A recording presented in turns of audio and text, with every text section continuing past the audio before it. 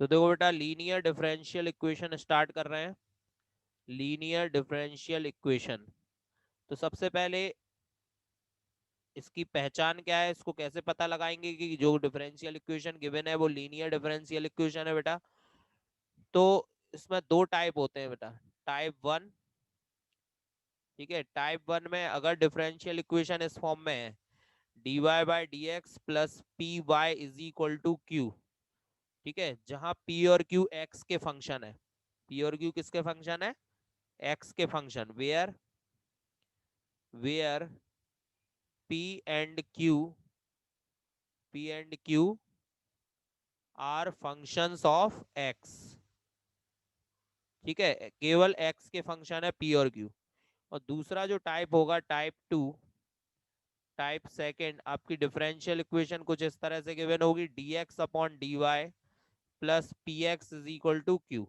अब देखो यहाँ पे x और y चेंज हो गए, यहाँ dy बाई डी एक्स था और यहाँ y था, यहाँ पे dx अपॉन dy है और यहाँ x है। ठीक है, तो यहाँ पे p और q किसके फंक्शन होंगे? Where p and q are function of y। ये किसके फंक्शन होंगे बेटा? y के फंक्शन। तो बस कुछ नहीं होगा, x और y का प्लेस जो है वो चेंज हो जाएगा। ठीक है ना। अब अगर कोई भी डिफरेंशियल इक्वेशन इस फॉर्म में है, dy by D X plus P Y is equal to Q के फॉर्म में, तो सबसे पहले तो हम यहाँ पर कंपेयर करा के p और q निकाल लेंगे। जब p और q आ जाएंगे बेटा, तो फिर यहाँ पर सबसे पहले हम निकालेंगे इंट्रीगल फैक्टर। आई एफ मतलब होता है इंट्रीगल फैक्टर।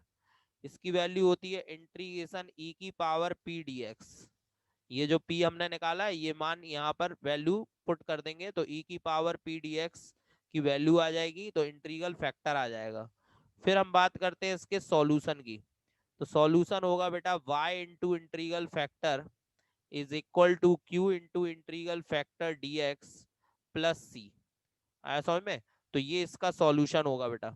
जो भी इंटीग्रल फैक्टर की वैल्यू आएगी वो हम यहाँ पर रख देंगे और इस इंटीग्रेशन को सॉल्व कर देंगे, इसमें q की वैल्यू भी रख देंगे।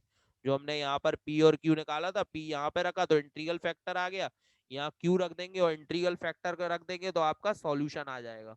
ठीक है बेटा, तो बस ये दो स्टेप है यहाँ पर, इन दोनों स्टेप को फॉलो करना है। सबसे पहले आपकी जो लीनियर डिफरेंशियल इक्वेशन दी है उसको कंपेयर करा के p और q निकाल लो, उसके बाद इंटीग्रल फैक्टर निकालो और लास्ट में सॉल्यूशन। तो ये आपको ध्यान रखना होगा। ठीक है, इसी तरह से इसमें क्या होगा, बस x की जगह y की जगह x चेंज हो जाएगा। यानी कि यहाँ पर इंटीग्रल फैक्टर क्या आएगा? e की पावर p dy, क्योंकि y का फंक्शन है ना, तो यहाँ पे dy हो गया। ठीक है, ऐसे ही सॉल्यूशन में भी चेंज हो जाएगा। सॉल्यूशन अब होगा यहाँ पे x into integral factor, x into integral factor, यहाँ पर होगा q इंटू इंटीग्रल फैक्टर और डी वाई, डी एक्स की जगह डी वाई आएगा और प्लस में सी। ठीक है, तो बस कुछ ज्यादा चेंज नहीं होगा, केवल एक्स की जगह वाई चेंज हो जाएगा। चलिए अब क्वेश्चन देखते हैं, एक्सरसाइज 6.6। एक्सरसाइज 6.6 में क्वेश्चन नंबर फर्स्ट देखते हैं। क्वेश्चन नंबर फर्स्ट सिंपल है, D D X of Y plus 2y is equal to sine x.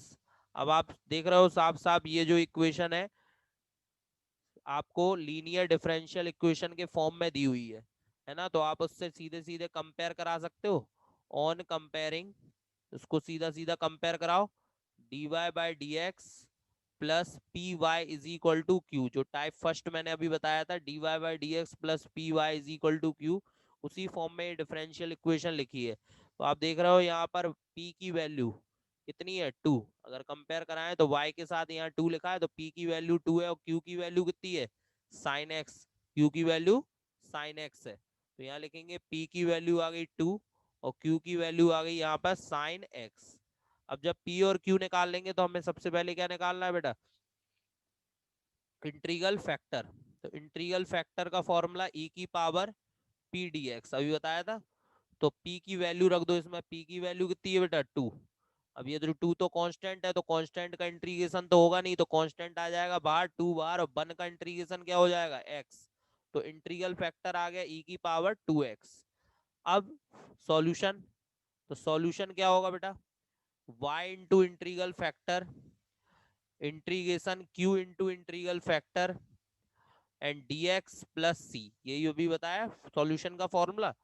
तो इंटीग्रल फैक्टर ई की पावर 2x है, तो y इंटू ई की पावर 2x, q की वैल्यू कितनी है sin x, और इंटीग्रल फैक्टर कितना निकला ई की पावर 2x, तो ई की power 2x sin x dx और प्लस में c। अब देखो इसका इंटीग्रेशन करना है, हमें ई की पावर 2x sin x का इंटीग्रेशन करना है। तो आपको ध्यान होगा कि जब भी एक्सपोनेंशियल फंक्शन और ट्रिग्नोमेट्रिक फंक्शन साथ में आ जाए, ई की पावर x और साइन साथ में आ जाए, तो यहाँ पर हम आई लेट करके इसका इंटीग्रेशन करते हैं। ठीक है, तो इस पूरे का इंटीग्रेशन भी यहाँ पर आई लेट करके होगा। तो इसको हम इक्वेशन फर्स्ट मान ले रहे हैं, उसका इंटीग्रेशन निकाल ले रहे हैं पहले अलग से आई लेट करके। तो हमने लेट कर लिया I is equal to integration E की पावर 2x साइन एक्स, और इसमें फर्स्ट सेकंड का फॉर्मूला लगेगा, जिसमें फर्स्ट फंक्शन होगा साइन एक्स और सेकंड होगा ई की पावर 2x। तो फॉर्मूला क्या होता है बेटा फर्स्ट सेकंड का? First function sine x, second का इंटीग्रेशन ई की पावर 2x का इंटीग्रेशन माइनस फर्स्ट का डिफरेंशिएशन, फर्स्ट का डिफरेंशिएशन यानी साइन एक्स का डिफरेंशिएशन, सेकंड का इंटीग्रेशन ई की पावर 2x का इंटीग्रेशन, और जो आए उस पूरे का होल इंटीग्रेशन। ठीक है बेटा, तो ये फॉर्मूला अप्लाई किया, सॉल्व करो साइन एक्स ऐसा ही, ई की पावर 2x का इंटीग्रेशन क्या होगा ई की पावर 2x अपॉन 2, एक्स का कोफिशिएंट 2 है, 2 से डिवाइड कर दिया हमने यहाँ पर। अब साइन एक्स का डिफरेंशिएशन क्या होगा कॉस एक्स, साइन एक्स का डिफरेंशिएशन कॉस एक्स, और ई की पावर 2x का इंटीग्रेशन ई की पावर 2x, और 2 से डिवाइड कर देंगे अपॉन में 2 और dx। ठीक है, तो ये देखो यहाँ पर ध्यान से ई की पावर 2x साइन एक्स और अपॉन में कितना हो जाएगा 2। ठीक है, ई की power 2x sine x upon में 2, फिर माइनस यहाँ पर 1/2 बाहर आ गया, और ये इंटीग्रेशन ई की power 2x cos x dx। ठीक है, अब फिर यहाँ पर हम लोग फर्स्ट सेकंड का फॉर्मूला लगाएंगे ई की पावर 2x cos x। ठीक है, इसमें फर्स्ट सेकंड लगाएंगे। ठीक है, अगेन दोबारा से, तो फिर cos x को फर्स्ट पढ़ेंगे और ई की पावर 2x को सेकंड। तो ये हो गया I is equal to E की power 2x cos x upon 2 as it is, और ई की पावर 2x 1/2 ऐसा ही। इन दोनों में फर्स्ट सेकंड लगाओ बेटा ई की पावर 2x cos x में, तो कितना होगा ध्यान से देखो। ठीक है, यहाँ पर cos x की जगह sin x आ जाएगा, ये क्या हो गया यहाँ पर sin x। ठीक है, ये sin x हो गया। अब इसका इंटीग्रेशन करो बेटा, तो फर्स्ट सेकंड फिर लगेगी, फर्स्ट फंक्शन है cos x, और ई की पावर 2x का इंटीग्रेशन करेंगे माइनस, फिर डिफरेंशिएशन होगा cos x का, और इंटीग्रेशन होगा ई की पावर 2x का, और जो वैल्यू आएगी उस पूरे का फिर से इंटीग्रेशन होगा बेटा।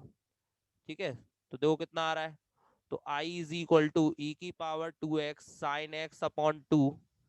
ठीक है, और -1/2, यहाँ पे ई की पावर 2x का इंटीग्रेशन क्या होगा फिर से ई की पावर 2x अपॉन में 2, माइनस कॉस एक्स का डिफरेंशिएशन क्या होगा बेटा, कॉस एक्स का डिफरेंशिएशन होता है माइनस का साइन एक्स, और ई की पावर 2x का इंटीग्रेशन ई की पावर 2x अपॉन 2 और dx। ठीक है बेटा, तो i is equal to E की power 2x sine x upon में 2, और ये कितना हो गया 1/2 का अगर मल्टीप्लाई करते हैं तो 1/4, और ई की पावर 2x cos x, और अपॉन में कितना आ गया 4, और माइनस माइनस प्लस, और एक और माइनस है तो माइनस आ जाएगा, और 2 2 जा 4, 1/4, और ई की power 2x sign x dx। अब आप देखो यहाँ पर क्वेश्चन रिपीट हो रहा है, क्वेश्चन भी यही था ई की power 2x sign x dx। तो जब इस तरह की केस आ जाए कि क्वेश्चन रिपीट हो जाए, तो इसीलिए हमने इसको आई पढ़ा था, है ना, फिर से हम इसकी जगह पे क्या पुट कर देंगे आई। सो आई इज इक्वल टू ई की power 2x sine x upon में 2, और ये आ गया माइनस ई की power 2x cos x upon में 4, और माइनस का 1/4 आई। ठीक है, इसको आई लिख दिया, अब इस पूरे को इस साइड ले आओ, सो आई प्लस 1/4 आई, और इज इक्वल टू में यहाँ पर देखो कॉमन ले लो, कितना कॉमन आ रहा है ई की पावर 2x अपॉन 4 कॉमन आ रहा है बेटा। ठीक है, तो यार 2 2 जा 4, 2 साइन एक्स बचा, और माइनस का यहाँ पर cos x। ठीक है, अब ये देखो 4 एलसीएम लेंगे, 4 और 1 5, तो 5i/4 हो जाएगा, 5i/4, और ई की पावर 2x/4। ठीक है, ये हो गया ई की पावर 2x/4, और 2 sine x minus cos x, 4 से 4 कैंसिल कर दो और 5 से डिवाइड, तो आई की वैल्यू कितनी आ गई बेटा, 1/5 ई की पावर 2x और 2 sine x minus cos x। इसमें c लगाने की जरूरत नहीं है क्योंकि हमें इसकी वैल्यू इक्वेशन फर्स्ट में रखना है, उसमें ऑलरेडी c ऐड है ना। तो from equation first, equation first में रख दो इसकी वैल्यू। तो ये देखो ये इक्वेशन फर्स्ट है, ये रही इक्वेशन फर्स्ट, इसमें वैल्यू रख दो इस इंटीग्रल की। तो y ई की पावर 2x, y ई की पावर 2x और इस इंटीग्रल की वैल्यू 1/5 ई की power 2x 2 sine x minus cos x और प्लस में c। ये इसका सॉल्यूशन हो गया बेटा। ठीक है, बस ये क्वेश्चन वैसे ज्यादा लेंदी नहीं जाते, लेकिन ये लेंदी इसलिए चला गया क्योंकि इसका इंटीग्रल जो था वो लेंदी था। ठीक है, तो इंटीग्रेशन लेंदी हुआ, इस वजह से क्वेश्चन लेंदी हो गया। चलिए अब नेक्स्ट क्वेश्चन नंबर 2 देखते हैं बेटा। क्वेश्चन नंबर 2 बिल्कुल सिंपल है, dy बाई डी एक्स और प्लस में 3y is equal to E की पावर -2x। तो ये देखो ये भी आपको लीनियर डिफरेंशियल इक्वेशन की फॉर्म में दिया हुआ है, तो यहाँ पर भी आप इसको कंपेयर कराओ। ठीक है, कंपेयर कराएंगे किससे, on comparing, on comparing dy by D X plus P Y is equal to Q से। ठीक है, तो p की वैल्यू कितनी मिल रही है बेटा 3, ये देखो y के साथ 3 है तो p की वैल्यू 3 और q की वैल्यू क्या है e की पावर -2x। तो q की वैल्यू है e की पावर -2x, तो p और q आ गया बेटा। अब हम p और q की हेल्प से इंटीग्रल फैक्टर निकालते हैं। तो इंटीग्रल फैक्टर क्या आएगा बेटा, इंटीग्रल फैक्टर e की पावर p dx, p की वैल्यू 3 है, 3 बाहर आ जाएगा, कांस्टेंट है तो e की पावर 3x हो जाएगा। 1 का इंटीग्रेशन कितना हो गया बेटा, x के रिस्पेक्ट x, तो e की पावर 3x, ये इंटीग्रल फैक्टर हो गया। सॉल्यूशन क्या होता है, y into integral factor integration q into integral factor dx plus c। ठीक है बेटा, तो इंटीग्रल फैक्टर कितना है यहाँ पे, e की पावर 3x और q की वैल्यू है e की पावर -2x और इंटीग्रल फैक्टर e की पावर 3x dx प्लस सी। अब आप देख रहे हो बिल्कुल आसानी से सॉल्व हो जाएगा ये तो, ये e की पावर 3x है और ये e की पावर -2x है। तो क्या करेंगे हम लोग, e की पावर 3x में से 2x माइनस हो जाएगा तो कितना बचेगा, y e की पावर 3x और यहाँ इंटीग्रेशन में बचा बेटा e की पावर x dx प्लस सी। और e की पावर x का इंटीग्रेशन क्या होता है, e की पावर x का इंटीग्रेशन e की पावर x प्लस सी। ये इसका सॉल्यूशन आ गया बेटा। ठीक है, क्लियर है सबको।